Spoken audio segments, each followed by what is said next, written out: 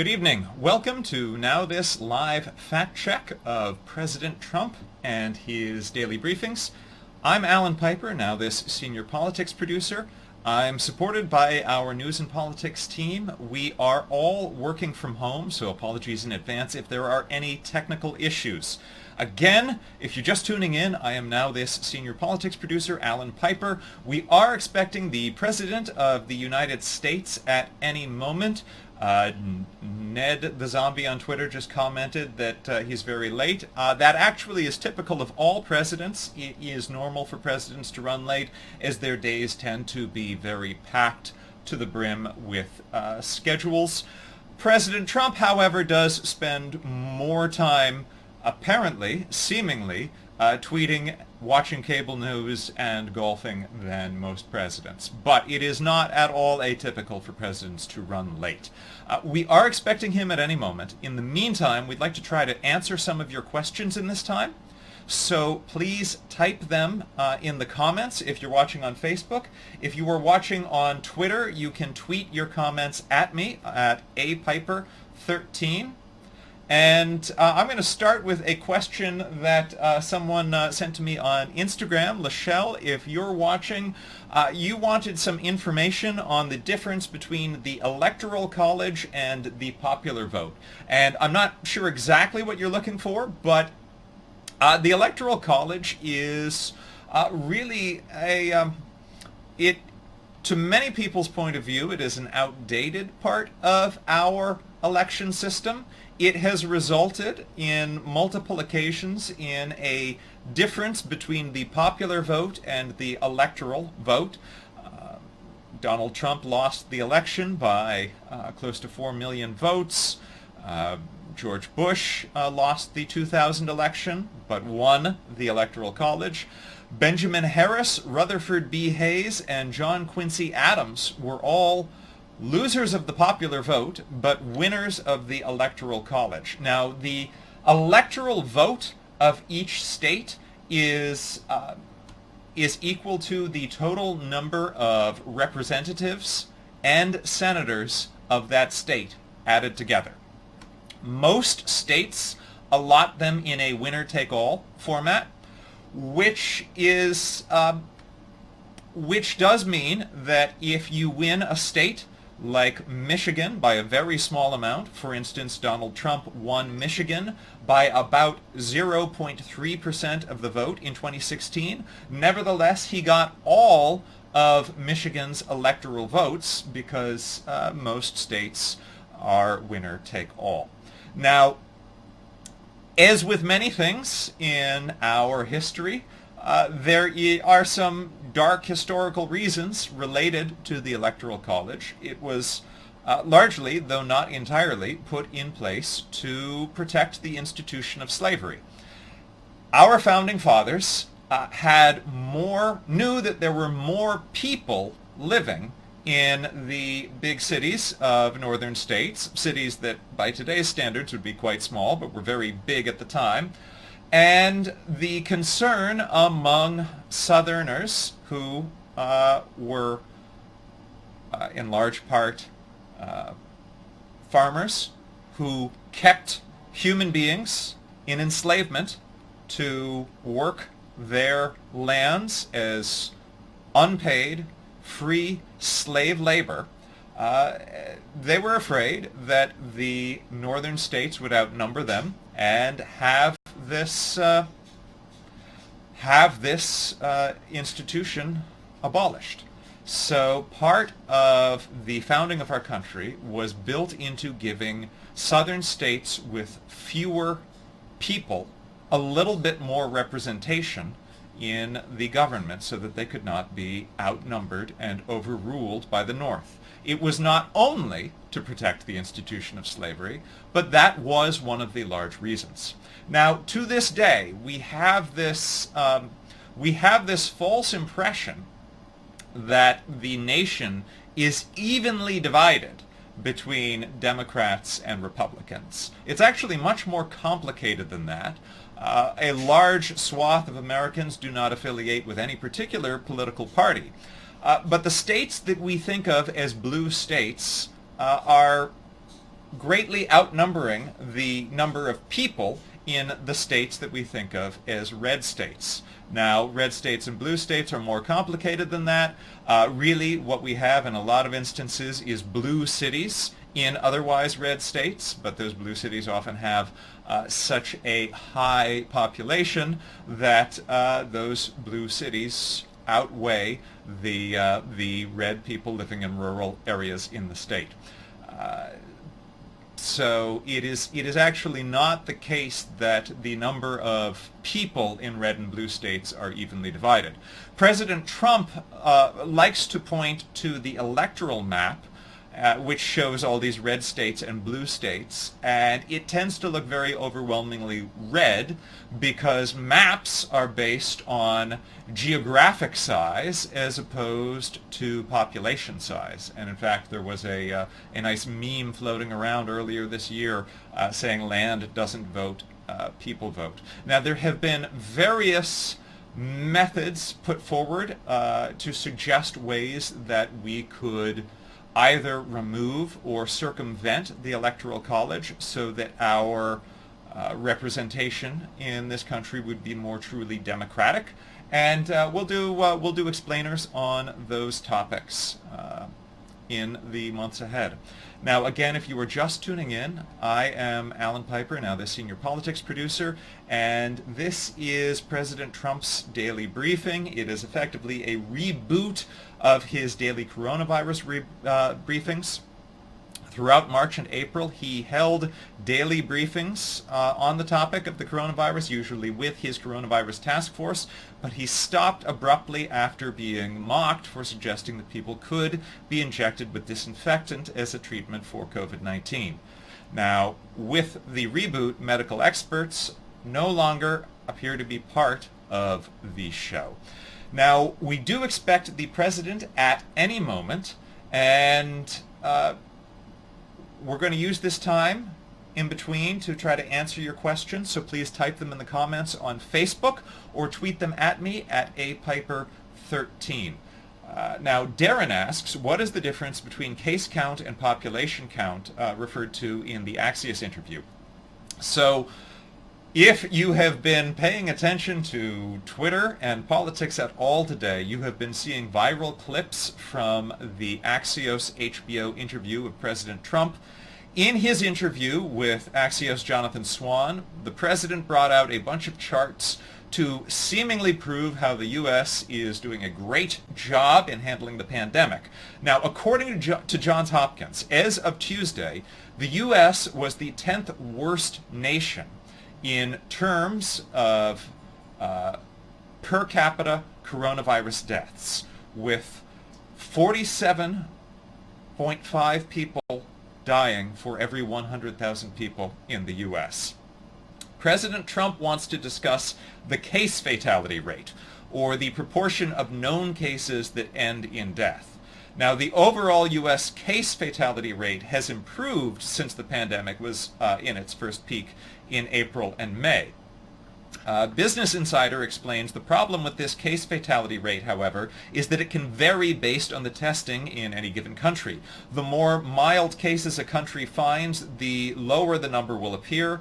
Countries that test only people showing symptoms are likely to have a higher death rate, since most of those infections are likely to prove fatal. While there are also difficulties obtaining reliable death data, the per capita metric is thought to be less affected by such inconsistencies.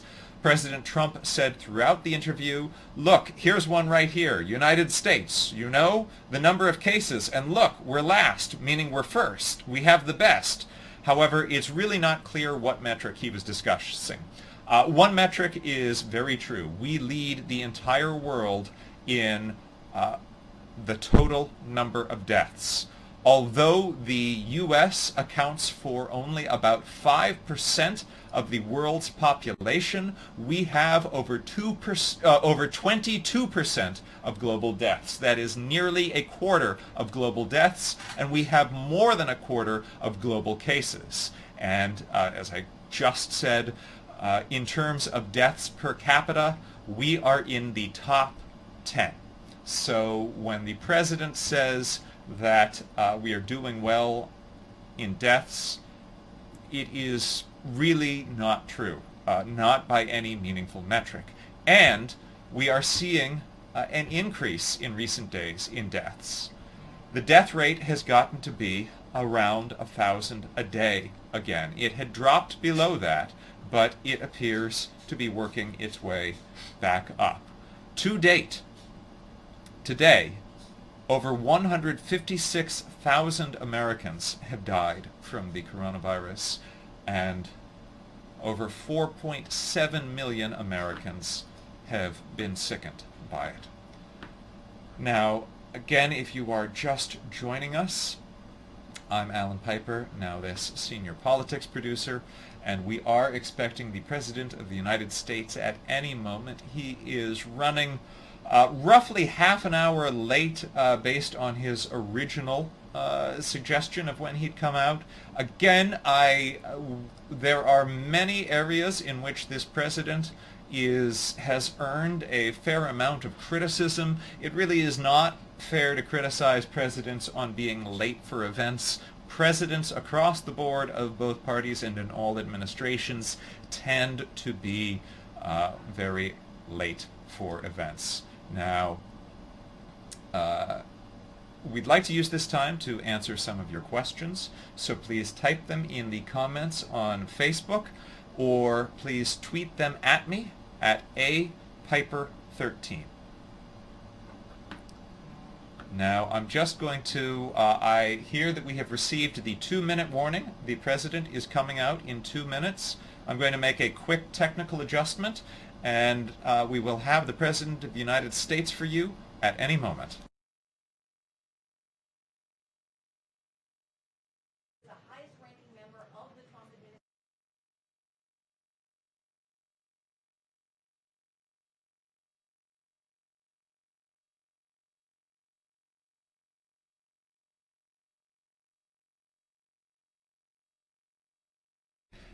So the President should be out at any moment, but we might have time to answer 1 or 2 more questions, so go ahead and type them in the comments on Facebook or tweet them at me at apiper13. A number of people are wishing President Obama a happy birthday. It is his birthday today.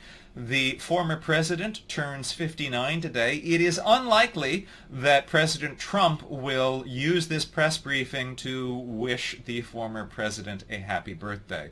This president has largely established his presidency as in opposition to the presidency of Barack Obama. It cannot be forgotten that he launched himself onto the political stage by promoting the racist, baseless birther conspiracy theory that President Obama might not have been born in the United States. Spoiler alert, he was born in the United States. This is beyond any doubt. However, President Trump has repeatedly been reluctant to accept that. He has also, and here he is now, so we will hear what the president has to say, and I would be happy to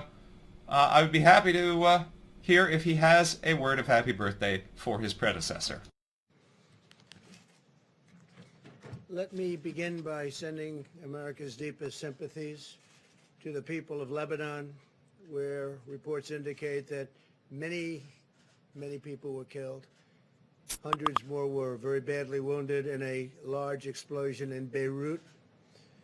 Our prayers go out to all the victims and their families. The United States stands ready to assist Lebanon. We have a very good relationship with the people of Lebanon, and we will be there to help. It looks like a terrible attack. I also want to provide the latest on Tropical Storm Isaias. Approximately 600,000 are without power along the East Coast, and utility companies are working around the clock to restore service as quickly as possible. I spoke to Governor Cooper, I spoke to Governor DeSantis, and I spoke to all of the people at FEMA, and they're working very hard. Coastal areas in the storm's path can expect to see the storm surge and rip currents, while inland areas could see flooding and very high winds. FEMA is responding to states that have requested the assistance. We have a list of those states. We can give them to you in a little while. And my administration is monitoring the situation very closely. We have the military on guard, but we have FEMA is there in all cases. Corps of Engineers is ready if needed. The Army Corps of Engineers, very talented people. I urge everyone in the storm's path to remain alert and to follow the guidance of your state and local authorities. I now want to update you on the path forward having to do with the China virus. Before I do that, I want to give you... Okay, it's not a China virus. Viruses do not have nationalities. We don't call the swine flu the America virus. We could call COVID-19 the U.S. virus if we wanted to, because the U.S. could claim ownership of it because we have more cases of it than anyone, but its name is indisputably COVID-19. This is remarkable considering the survey was conducted throughout July and showed significant improvement despite the Southwest, in particular, virus hotspots. The ISM measures, and it's a very strong measure, of new orders rose 5 points in July to 61.5, and its highest reading that would be since September of 2018. That's a big number. Since the April low, new orders are up over 34 points, which is the largest increase in the history of the ISM dating back all the way to 1948. So 34 points, that's the largest since 1948. Similarly, the ISM's measure of production is up 35 points from its April low to a reading of 62.1, which is the largest three-month gain in over 70 years. That's some number. These were somewhat surprising, but I've been saying we're doing well, and those numbers are really spectacular. Automobile sales, likewise, are a key factor in the resurgence of manufacturing since the March low of 8.8 million units, with sales and all of the numbers that are going up stunningly.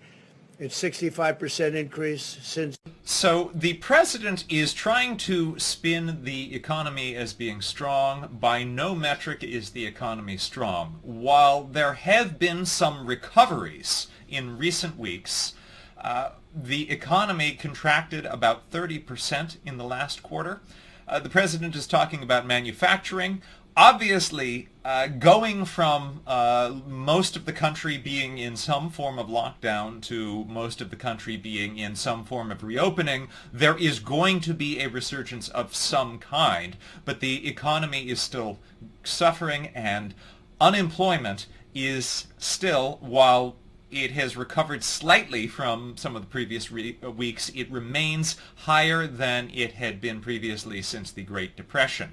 Now, even before this all happened, U.S. manufacturing actually slid into decline last year.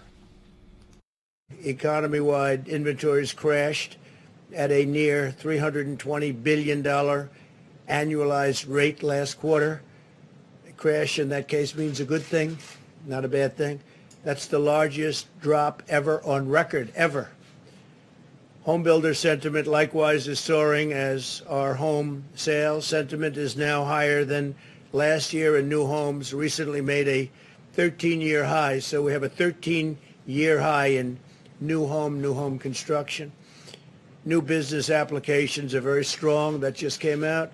The widely followed Atlanta Fed GDP, and it's something that they have just come out with now, forecasts the new data point and incorporates it into quarterly estimates. It looks like it's showing a 20% annualized growth in the current quarter. So 20% in the current quarter, we'll take that all day long. Let's see if that's right. That's a projection. So we'll see if that's right. The Atlanta Fed, very respected. The virus, back to that, we are continuing to monitor in particular hotspots across the south, southwest, and the west. and we're seeing indications that our strong mitigation efforts are working very well, actually, especially to protect those who are. So it just is not true to say that our mitigation efforts are working very well. 15 states are seeing dramatic spikes. We are back to about 1,000 deaths per day, and as I mentioned a moment ago, the U.S. death toll is over 156,000. Now, in terms of the economic numbers that the president is citing, again, in the last quarter, there was a record contraction of GDP by over 1/3 of total GDP. And even J.P. Morgan is saying that in the next quarter, the economy is expected to contract by more than 6%. J.P. Morgan is not some liberal think tank. We must ensure that these states do not become new flare-ups, so we're watching them very, very closely. Fortunately, thanks to substantial improvements in treatment and the knowledge we have gained about the disease itself, the recent rise in cases has not been accompanied by a significant increase in deaths. Okay, so what is misleading here is what Dr. Fauci testified about recently. When Dr. Fauci said, don't buy into a false narrative of being comforted initially by a low number of deaths with a high number of new cases, it's because the deaths aren't instantaneous.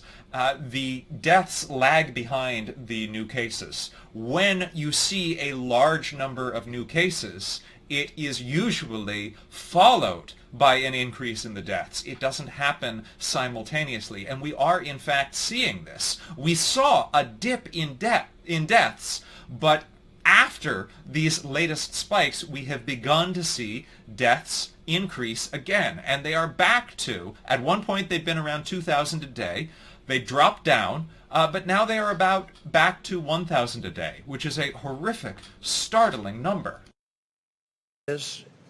And these are people who are generally at a much lower risk of complications. Since the pandemic began, nearly half of all fatalities have been at nursing homes or assisted living centers. That's an incredible statistic when you hear that number. This data underscores that the best path forward is an aggressive strategy focused on protecting Americans at highest risk. As we race toward the development of a vaccine, we must continue to take extraordinary precautions to shield the elderly, and we're doing that. We're doing that at a level that we've never even.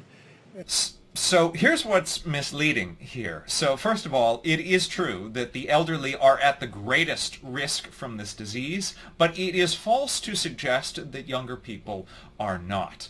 More than 338,000 children have become sick in the U.S., and at least 228 have died. Now, there is no comfort for those families. The fact that 228 is a smaller number does not make their loss more painful. But we also have to keep in mind that students in schools, children, are always around people who are not children. The Kaiser Family Foundation found that 1 in 4 teachers are at an elevated risk level of becoming seriously ill if they contract COVID. For starters, around 3 million people over the age of 65 live with a school-aged child, and 1/3 of teachers are over 50. The numbers are going down, but Florida is going down very significantly. Texas and California are going down.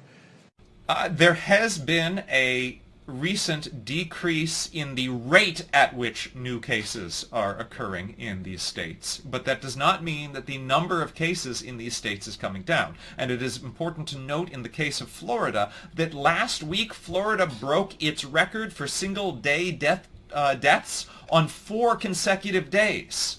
Medicare beneficiaries using telehealth increased from roughly 14,000 a week to nearly 1.7 million. So from 14,000 to 1.7 million per week in total.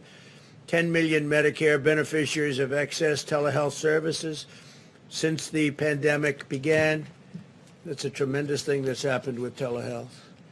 As we shelter those at high risk, we are also pouring every resource at our disposal into the development of therapies and vaccines. 2 vaccine candidates are currently in the final stage of clinical trials, with several more vaccine candidates entering phase 3 in the coming weeks. And you've read and seen what's happened today. Today's news was very exciting. Through Operation Warp Speed, we're also mass producing all of the most promising vaccine candidates, and we're determined to have a vaccine very quickly. We think we're going to have something very soon.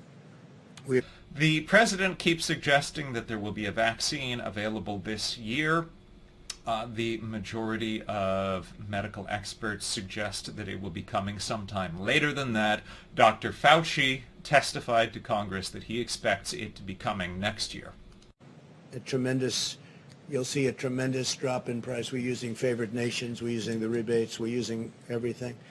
So long I've heard about how wealthy the middlemen are. They call them the middlemen. And they are very wealthy. Nobody even knows who they are, but they're very wealthy people. And we're doing the rebates. We're doing purchases from other countries like Canada, which buys drugs for much less money than the United States is allowed to under a very bad system. I don't call it archaic. I call it bad because it's meant really for drug companies to get higher prices. But under the system of matching that we have, if Germany has a pill for 10 cents and ours is $2, we're allowed to say we want favored nations and we want the pill for the same. The same as the lowest country in the world. If they sell to one country lower than anybody else, that's the price we're going to get. Drug companies aren't too happy about that. Big Pharma. We've also dramatically accelerated the availability of plasma therapies, steroid treatments, antivirals, and other therapies to treat the illness. Today, the NIH, we're very exciting, announced that they're beginning the trial of 2 new antibody treatments, which will take place in 40 cities across the country. We're going to move very quickly.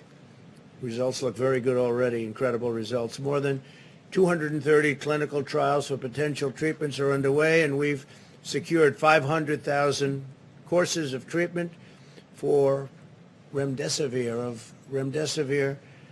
We're really doing a job with it, and it's helping a lot of people. That's why you see the fatalities and mortality numbers looking very good. Well, again, the fatality numbers and mortality numbers are not looking very good.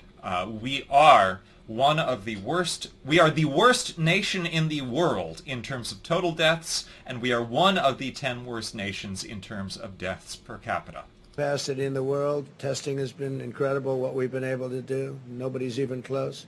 Since March 12th, we've increased daily testing by 32,000%. How's that? 32,000%.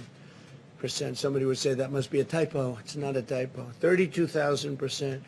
We now have conducted over 61 million tests nationwide, averaging over 820,000 tests per day and nearly 5 million tests per week. And now that we're understanding the virus, we're understanding very much what we're doing with respect to who it affects, who it's destroying, and who gets away with it, like young people, very young people.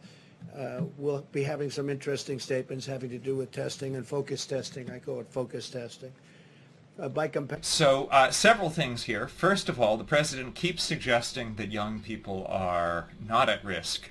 And again, I cannot emphasize enough, young people are at less of a risk, but they are at risk, and young people can easily carry and transmit the disease to the older people that they love. The president continues to boast about testing, and it is now true that we are doing more tests in total than any country in the world, but we still rank 18th in testing per capita. We were late to the game on testing, and that enabled the disease to spread unchecked throughout the nation. And that is the most measurable difference between how the U.S. responded to this crisis and how the nations that have not been so drastically hurt by it reacted. McAllen, Texas, Bakersfield, California, and this week we're opening new surge sites in Houston, Texas, Atlanta, To date, more than 130,000 tests have been conducted at these sites. Now, in Texas in particular, there is a tremendous backlog for getting your test processed. We know firsthand, from firsthand reporting, that people in Texas have been waiting upwards of 2 weeks to get the results of their test, which means that by the time they get the test, it may no longer be accurate or useful information. And it certainly doesn't give us information in a timely fashion to track the spread of this virus and attempt to prevent the further spread. The governors, different states, and when we get on the phone with them, they're very happy, that I can tell you. No complaints from any of them. They're very, very happy. What they say to you separately maybe will change for political reasons, but they are very happy with. And it is hard to imagine that on these calls, the president is claiming that in his calls with governors, they have no complaints. We're not privy to the calls, so we can't say if that's true, but we know that governors of both parties have bemoaned the lack of a federal standard, the lack of federal guidelines, and many governors have been forced to go to drastic measures to solve problems that in theory would be the problems of a central federal government to solve. For instance, the Republican governor of Maryland had to, he and his wife personally negotiated to get tests from South Korea. Than ever that we will get a vaccine very soon and we will defeat the virus. And I want to thank you all for being here. We'll take a few questions. Yeah, please. I wanted to ask you about Kodak. You had a big announcement the other day about getting Kodak into the pharmaceutical business, but the SEC is now investigating what happened. Can you say a word or two whether you think that there might have been some kind of a problem in terms of how those arrangements were made? Is there any grounds for concern from your perspective? Well, I don't know. I wasn't involved in the deal. The concept of the deal is good, but I'll let you know. We'll do a little study on that. We'll find out. If there is any problem, we'll let you know about it very quickly. But I wasn't involved in it. It's a big deal. It's a way of bringing back a great area, too, in addition to pharmaceuticals. Kodak has been a great name, but obviously pretty much in a different business. And so we'll see what that's all about, but we'll let you know very quickly. Yeah, please. I just want to follow up before I ask a coronavirus question on Lebanon. You called this an attack. Are you confident that this was an attack and not an accident? Well, it would seem like it based on the explosion. I've met with some of our great generals, and they just seem to feel that it was. This was not some kind of a manufacturing explosion type of event. This was seems to be, according to them, they would know better than I would, but they seem to think it was a attack. It was a bomb of some kind, yes. Interesting. And on coronavirus, you've talked a lot about, when you talk about the mortality rate, the deaths as a proportion of cases, which I understand that is look at how deadly the virus is or how good a country does at keeping people alive who get infected. But when you're talking about the scope of this virus, when you look at the percentage of the population that's died, there's only 3 countries that have more deaths than the U.S. So how do you explain that why the percentage of the population who's died is so much higher in the U.S.? Well, I think actually the numbers are lower than others. I'll get back to you on that, but we proportionately are lower than almost all countries. This is not true. We are in the top 10 per capita, and we have more deaths total than any other country. I can get back to you. We have about 4 or 5 different lists on that, and we're generally speaking at the very bottom of the list. So I'll get back to you. When I look at the Johns Hopkins, Coronavirus Resource Center on their website, it says the most affected countries, when you look at deaths per 100,000 people, the population, so how many people the population have died, you have the UK, Peru, Chile, and then the U.S. Canada has 8,000, 9,000 deaths. Obviously, they're smaller than us, but that's only 6% of the population. That's 6% of our total cases. So why aren't the deaths so much higher in the U.S.? A lot of our numbers were based on New York had a very tough time, as you know, New York, New Jersey, that area. And when you take them out, just as an example, take a look at Florida relative to New York. That's not to say anything wrong with New York. It was just a very tough place. People are close together. It's crowded. It's not easy. But when you take that out, our numbers are among the lowest. And even with it in, I will get back to you, but we have among the lowest numbers. They've done a fantastic job on it. Yeah. This is not true. The president is saying if you take out New York, our numbers are among the lowest. For starters, you can't take out New York. New York is part of the United States. But even without New York, we would still have over 120,000 deaths. We would still be we would still be the nation with the most deaths in the world, and it would not change greatly our per capita number. In fact, it would probably stay the same because you'd also have to be removing the millions of New Yorkers from the total number of the U.S. population. Solving the problems of some of the Democrat-run states and cities that have suffered greatly through bad management. I mean, really bad management. President Trump has repeatedly tried to suggest that the budget shortfalls that are happening because of the coronavirus are because of bad management. And this is not true. It's simply not true. What we are seeing is that cities and states have completely lost their main source of revenue, which are income taxes and sales taxes, as the economy has been largely shut down. And at the same time, they have faced some of the greatest expenses in public health that they have ever had to face. Care of it, and we appreciated what the Wall Street Journal said. As far as the various things that I may or may not sign, I may not have to sign. I mean, progress is being made, as you know very well, on the Hill. We'll see what happens. But I have the right, including the payroll tax suspension. We may do some things. We want to take care of the eviction problem. People are being evicted very unfairly. It's not their fault. It's China's fault. It's not their fault. And it is not China's fault that people are being evicted. But the president's statement is half true. It is not the fault of the people who are at risk of eviction, but it is also not China's fault.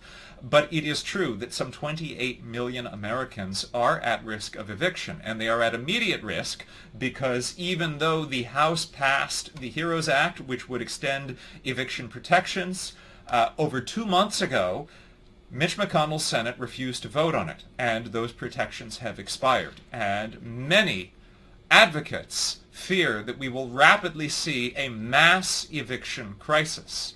And it is not surprising that the Americans most at risk of eviction are black and brown Americans. A cut from of a transaction including 2 companies in which it doesn't hold a stake in. That's unprecedented. That's never happened in U.S. history before, and the administration has offered very little explanation about how that's going to work. Can you back your statement up and specifics about how that Did you say work? that's impressive? Did you actually use that term? I said it's unprecedented. Oh, well, it's almost the same thing. Not quite. I like it. I like impressive. I like impressive. Not quite. Close. So TikTok. TikTok is very successful. It does tremendous business in the United States. People are riveted by it. I mean, I have many friends, when they saw that announcement, they're calling.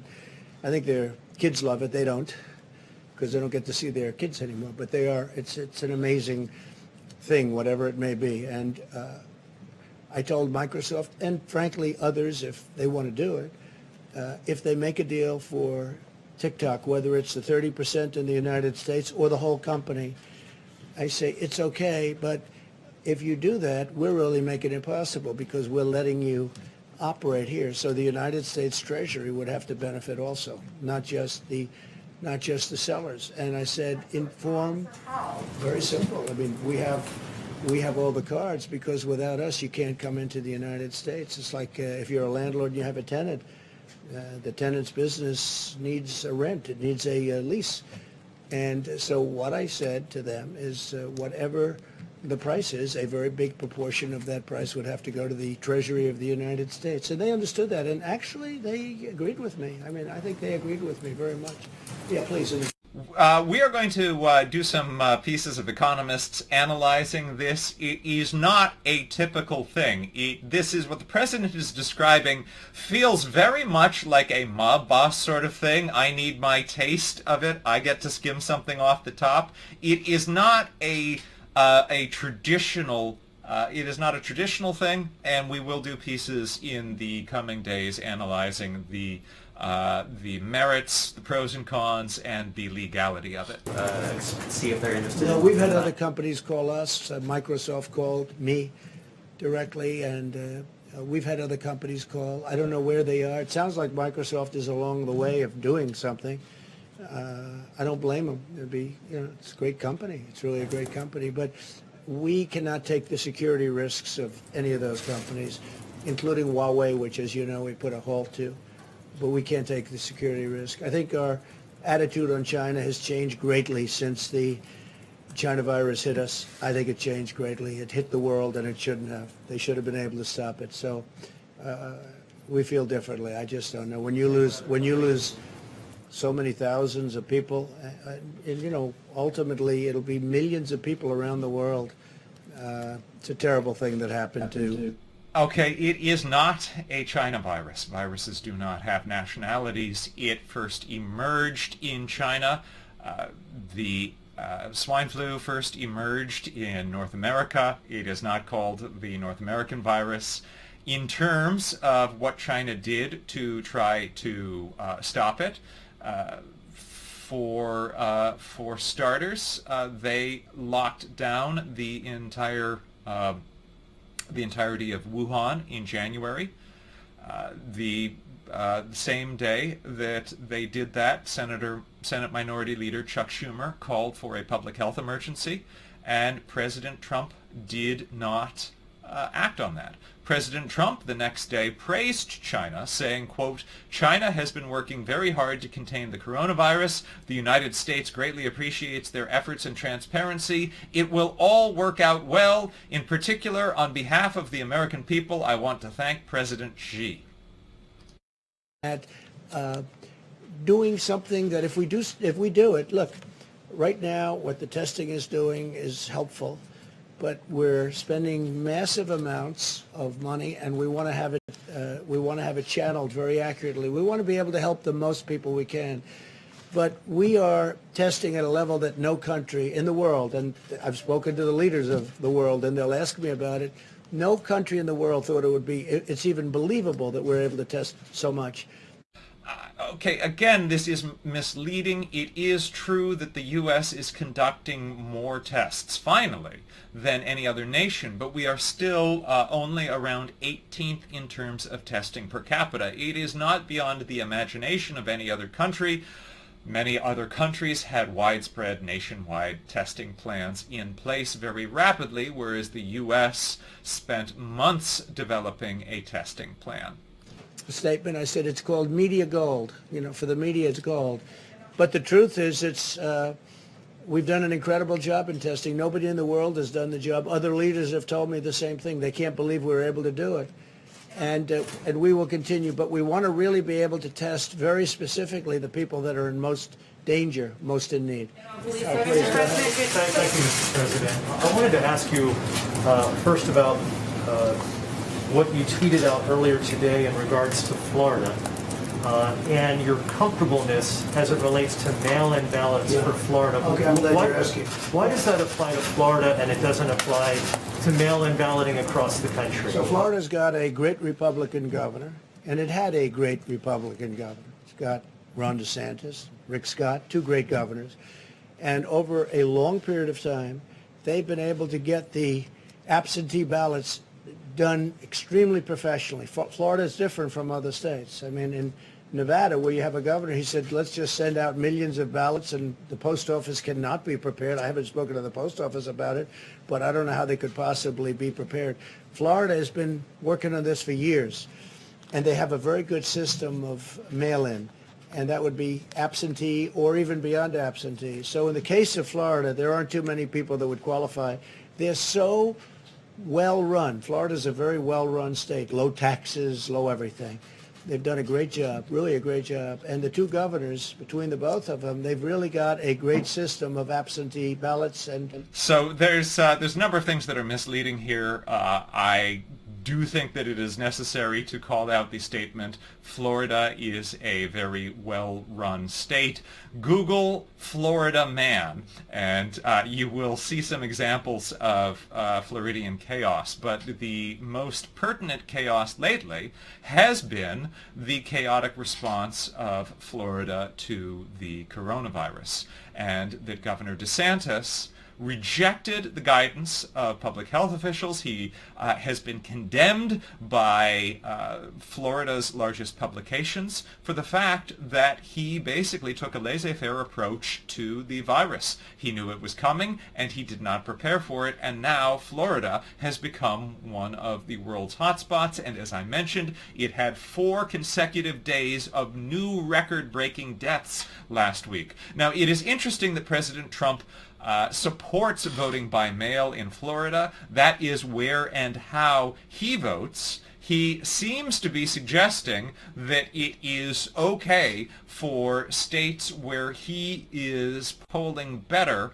to vote by mail, and less good for states where he is not polling as well to vote by mail. And that seems to be the end of today's briefing. We are going to do many pieces in the near future detailing the ins and outs of the president's claims about mail-in voting and voter fraud. The basic facts are that voting by mail has worked out to be safe and effective. 5 states are primarily vote by mail, and voter fraud is very, very rare in any instance. I cited this stat yesterday. The Brennan Center for Justice in 2017 ranked that the risk of ballot fraud ranged between 0.00004% to 0.0009%. Now, Oregon, which led the way for the nation in terms of voting by mail, has sent out more than 100 million ballots in the 20 years that they have been doing vote by mail, and a study by the New York Times found only about a dozen proven cases of fraud. A dozen cases out of 100 million ballots over 20 years. Now, just a couple questions that people had. I do want to circle back to testing, because the president has suggested that the U.S. has done better at testing than any other nation. I want to specifically highlight South Korea. And the reason that South Korea is so revealing is that South Korea and the United States both diagnosed their first case on January 20th. So both countries had the same amount of time to do something. Within 2 weeks, South Korea put into place a nationwide plan of testing and contact tracing. It took more than 2 months for the U.S. to get serious about testing. By the end of February, South Korea had done 55,000 tests. Around that time, the CDC reported that there had been fewer than 500 in the U.S. That's not 500,000. That's fewer than 500 in the U.S. versus 55,000. Testing is necessary for getting the disease under control. You need to know where it is. You need to know where it's spreading. You need to know how fast it is spreading. And the results could not be more pronounced. The U.S., as we have mentioned, has suffered over 156,000 deaths from this disease. Korea has suffered about 515,000. Now, the U.S. has a bigger population. You would expect the U.S. death rate to be about 6 times that of South Korea. You would not expect it to be over 500 times that of South Korea. Now, one more question from a viewer that we didn't have a chance to get to. Official Project COVID-19 asks about the long-term impacts on patients. According to Reuters, new studies of COVID-19 patients keeps uncovering new complications associated with the disease, with mounting evidence that some COVID-19 survivors face months or possibly years of debilitating complications. Healthcare experts are beginning to study the possible long-term costs. Doctors aren't completely sure what the long-term effects would be, but most are getting an idea of the effect by comparing COVID to similar lung diseases like chronic obstructive pulmonary disease. COVID starts as a lung disease but also severely affects the immune system. Support groups have emerged on Slack and on Facebook, hosting thousands of people, some still suffering more than 60 days after infection. They call themselves long-termers or long haulers. Per Medical Express, so far there has been only one peer-reviewed study that has reported on the long-term symptoms of COVID-19 infection, a single group of 143 survivors from Rome. Most of them did not need hospitalization, and all were assessed at least 60 days after infection. They reported a worsened quality of life in 44.1% of cases. So that is the news from today. Again, I am Alan Piper, NowThis senior politics producer. I had the support today of our news team, most especially Shelby Vaculin.